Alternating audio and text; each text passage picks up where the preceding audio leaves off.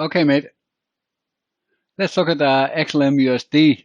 I just actually see this here. I need to look at this next. Now, it's an interesting one because this, in theory, should be bullish consolidation before the next leg higher.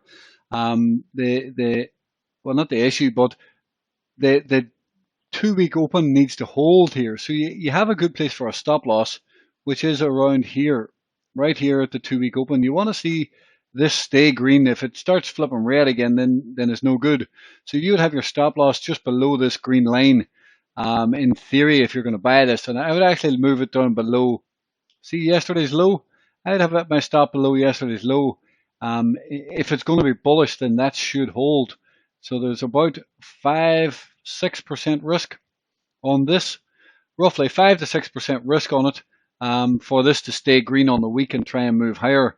Now, I had a look a minute ago, and it kind of reminded me of BNB a little bit, where you can see that this move up and the flat base, and then the move up, this move up, flat base, and the move up, and then the way we drop back down.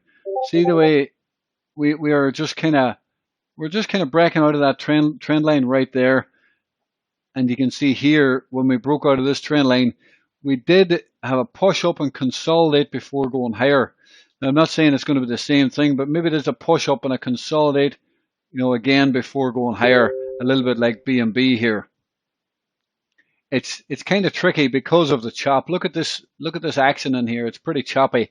And the one concern that I do have, and it's a pretty major concern, is the fact that there's this large wick here, and it has only barely been tested once.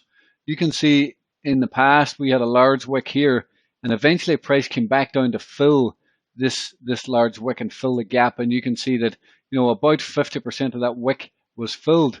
So the worry and the concern is, what if price does want to roll over again and fill this gap, fill this wick like it has done in the past? And even you can see even this sort of wick, well, it's not really a wick, it's just a large bearish candle. But again, we can write down into almost 50% of that, as you can see right there. We drop right down into that sort of level. So if we did drop down into here, then I think there's a beautiful buying opportunity for that next leg. That's the safe place to be buying this.